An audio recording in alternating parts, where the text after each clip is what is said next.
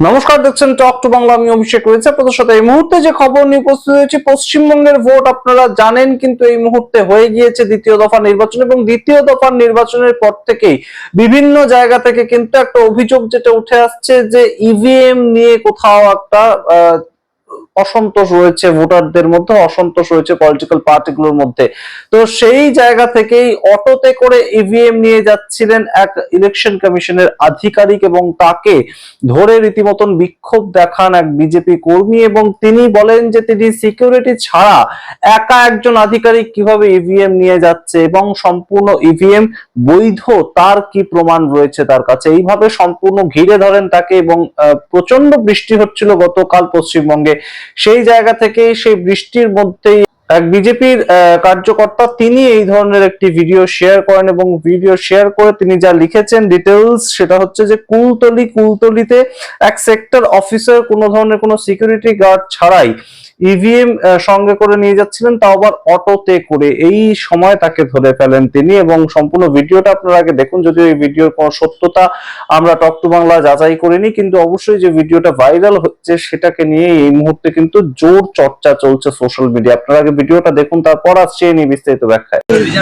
Reserve machine আপনি একাই বাক্সগুলো অন্ধকারের মধ্যে এই ঝড় বৃষ্টির মধ্যে একা নিয়ে আসছেন। কোথা থেকে পাঠিয়ে নিয়ে আসেন? কত টাকা কন্ট্যাক্ট করেছেন আপনি? কত টাকা কন্ট্যাক্টে নিয়ে আসেন? বাংলার মানুষ দেখছে।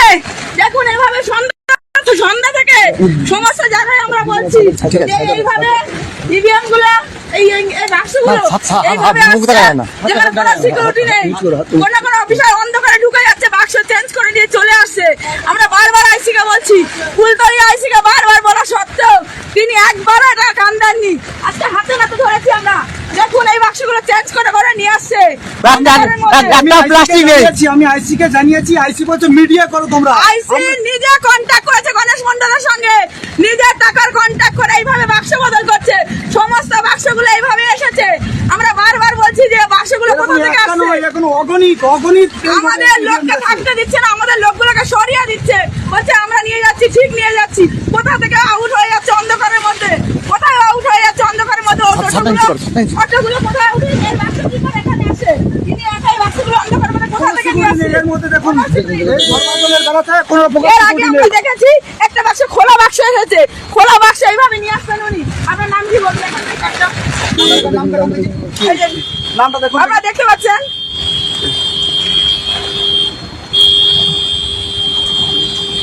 রামকৃষ্ণ ঘোষ। আপনারা দেখলেন ভিডিওতে, এবং যেখানে সুধানিধি বন্দ্যোপাধ্যায় বলে এক বিজেপি কর্মী তিনি এই ভিডিওটা শেয়ার করেছেন, এবং তিনি যে প্রশ্নটা তুলেছেন অত্যন্ত ভ্যালিড একটা প্রশ্ন, যে এই যে আপনি নিয়ে যাচ্ছেন ইভিএম মেশিন গুলো, সেটা সিকিউরিটি গার্ড ছাড়া কিভাবে আপনি নিয়ে যেতে পারেন? কারণ সত্যি সিকিউরিটি গার্ড ছাড়া ইভিএম মেশিন নিয়ে যাওয়ার কোনো ধরনের কোনো রুলস এন্ড রেগুলেশনস কিন্তু নেই। অর্থাৎ ইলেকশন কমিশনের যে কাজকর্ম তার উপর সরাসরি কোথাও গিয়ে প্রশ্ন উঠছে, এবং তৃণমূল কংগ্রেস যে ধরনের প্রশ্ন তুলছে ঠিক একইভাবে কিন্তু অবশ্যই এই মুহূর্তে ভারতীয় জনতা পার্টি তারাও প্রশ্ন তুলছে। আপনারা জানেন ইতিমধ্যে ইলেকশন কমিশন অফ ইন্ডিয়া তাদের তরফ থেকে যে প্রেস কনফারেন্সে গতকাল করেছিলেন মনোজ আগরওয়াল ইলেকশন কমিশনার, তিনি বলছেন যে 77 জায়গায় ইভিএম ট্যাম্পারিং এর অভিযোগ এসেছে তাদের কাছে, এবং তার মধ্যে 32টা জায়গায় হচ্ছে ফলতা হচ্ছে সেই জায়গা। আপনারা মনে রাখবেন নিশ্চয়ই যে যেখানে জাহাঙ্গীর খান তৃণমূল কংগ্রেসের পক্ষ থেকে দাঁড়িয়েছেন, এবং আইপিএস অফিসার, ইউপির আইপিএস অফিসার অজয় পাল শর্মা তার বাড়িতে গিয়ে রীতিমতন হুমকি দিয়েছিলেন। সেটাকে নিয়ে পরবর্তীতে এফআইআর পর্যন্ত রেজিস্টার্ড হয়, তার স্ত্রী, তার বাড়ির মহিলারা একটা চিঠি পর্যন্ত করেন। তো সেখান থেকে এই অভিযোগ উঠে আসছে যে 32টি জায়গায় ফলতাতে ইভিএম মেশিন ট্যাম্পারিং করা হয়েছে। এই ধরনের অভিযোগ তারা পেয়েছেন, ইলেকশন কমিশন জানাচ্ছে তারা পেয়েছে, এবং সামগ্রিক ঘটনাটা এই মুহূর্তে ইলেকশন কমিশন তাদের উপর যে কাজ দেয়া ছিল, তাদের উপর যে দায়িত্ব বর্তানো ছিল, সেই সেক্টর অফিসার কিভাবে একজন সিকিউরিটি গার্ড ছাড়া, মিনিমাম একজন সিকিউরিটি গার্ড ছাড়া এতগুলো ইভিএম মেশিন নিয়ে যেতে পারেন, এবং তার ভিত্তিতে যে রেজাল্ট বেরোবে শেষ পর্যন্ত সেটা সঠিক রেজাল্ট, তো এই প্রশ্ন এই মুহূর্তে উত্থাপিত তো হচ্ছে। আপনারা জানেন যে বিভিন্ন রাজ্যের ক্ষেত্রে যখন ভোট হয় সেখানে বিরোধীরা এই প্রশ্নগুলো তোলে, কিন্তু পশ্চিমবঙ্গের ক্ষেত্রে পুরো বিষয়টা ঘুরে গিয়েছে। বিরোধী দল ভারতীয় জনতা পার্টি তারা এই ধরনের প্রশ্ন তুলছে, অর্থাৎ কোথাও গিয়ে সবার পক্ষ থেকে যে প্রশ্নটা সারা ভারত জুড়ে ওঠে বিরোধীদের পক্ষ থেকে, যে এই যে ইলেকশন কমিশন অফ ইন্ডিয়া তারা যেভাবে কাজ করছে সেটা কতটা স্বচ্ছ, এবং সেই ঘটনায় তো ভারতীয় জনতা পার্টির পক্ষ থেকেও এই ধরনের প্রশ্নটা উঠলো এবং সেক্টর অফিসার সম্পূর্ণ নিরুত্তর ছিলেন এই সামগ্রিক ঘটনায়। অর্থাৎ কোথাও গিয়ে কিন্তু সরাসরি এই মুহূর্তে একটা ভোটে কারচুপির অভিযোগ তুলছে ভারতীয় জনতা পার্টি। যেমন এই ভিডিওটাতে ঠিক তেমন ভাবেই বিভিন্ন জায়গা থেকে খবর উঠে আসছে তৃণমূল কংগ্রেস তারাও কিন্তু একই ধরনের অভিযোগ করছে যে বিজেপি কোথাও গিয়ে গণনা কেন্দ্রের বাইরে একদম সরাসরি একটা গন্ডগোল পাকানোর চেষ্টা করছে। এবং প্রথম দফা নির্বাচনের পরেই এমএলএ ক্যান্ডিডেট ছিলেন বায়রান বিশ্বাস সাগরদিঘি থেকে, তিনি সরাসরি এই অভিযোগ তুলেছিলেন। আমরা দেখতে পেয়েছিলাম যে পর কেন্দ্রে কিন্তু ইভিএম ট্যাম্পারিং করার, ভোট পরবর্তী সময় একটা ইভিএম ট্যাম্পারিং করার মতন অভিযোগ তারা তুলেছিলেন। সুতরাং সামগ্রিকভাবে কিন্তু এই মুহূর্তে পশ্চিমবঙ্গের ভোট মিটে যাওয়ার পরেও কিন্তু রীতিমতন সেটাকে নিয়ে একটা দ্বন্দ্ব রয়েছে। এবং অবশ্যই ইভিএম মেশিন ট্যাম্পার করে 4 মে কোথাও গিয়ে একটা পলিটিক্যাল পার্টি তাদের পক্ষে ইভিএম মেশিন ট্যাম্পারিং করার মাধ্যমে কোথাও গিয়ে ইলেকশন কমিশন অফ ইন্ডিয়া কোন একটি পলিটিক্যাল পার্টিকে এগিয়ে দিতে চাইছে না, তো আমরা জানি না। তবে অবশ্যই সারা দেশ থেকে বিভিন্ন সময়ে যে ধরনের অভিযোগ উঠে সেই ধরনের অভিযোগ এই মুহূর্তে পশ্চিমবঙ্গে উঠছে। এবং অবশ্যই গুরুত্বপূর্ণ যে জায়গাটা, আপনারা জানেন যে পশ্চিমবঙ্গে এবার বাম্পার ভোটিং হয়েছে এবং পশ্চিমবঙ্গ সবসময় বাম্পার ভোটিং এর জন্যই পরিচিত। এবং এসআইআর পরবর্তী সময় মুহূর্তে যা ফলাফল বেরিয়ে এসেছে ভোটিং এর, সেটা গতকাল পর্যন্ত কিন্তু গতকাল সেকেন্ড রাউন্ডের যে ইলেকশন সেখানে 92% ভোটিং হয়েছে এবং প্রথম দফাতেও প্রায় 92% ভোটিং হয়েছে। সুতরাং সামগ্রিকভাবে এই মুহূর্তের যে ছবিটা উঠে আসছে সেটা কিন্তু অবশ্যই একটা মারাত্মক ছবি, যে ভোট পরবর্তী সময় কোথাও একটা মেশিনের মধ্যে সমস্যা তৈরি করতে পারেন, যেটা মুখ্যমন্ত্রী মমতা ব্যানার্জি তার যে ভিডিও বার্তা সামনে এসেছে সেখানেও একই ধরনের একটা মন্তব্য করেছেন তিনি, যে ইলেকশন কমিশনের যে ষড়যন্ত্র তার থেকে যাতে বেরোতে পারে তৃণমূল কংগ্রেস সেই জায়গাটাকে কিন্তু মাথায় রাখতে হবে। এবং অবশ্যই প্রত্যেক এমএলএ কে তিনি থাকতে বলেছেন যে একদম গণনা কেন্দ্র তার বাইরে একদম যাতে প্রত্যেক ক্যান্ডিডেট যাতে সেখানে সতর্কভাবে পাহারায় থাকে এবং অবশ্যই সারা রাত জুড়ে পাহারা দিতে বলেছেন মমতা ব্যানার্জি।